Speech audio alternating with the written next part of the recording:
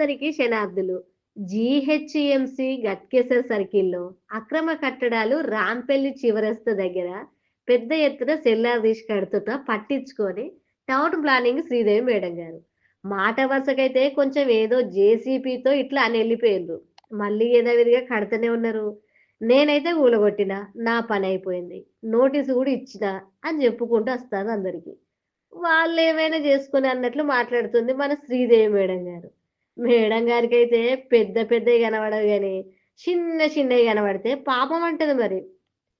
గట్లనే రాంపల్లి ఏరియాలో మరొక కొత్త 3 రేకుల షెడ్‌లు పక్క పక్కనే పడ్డా గాని పట్టించుకొని మన టౌన్ ప్లానింగ్ శ్రీదేవి మేడం గారు.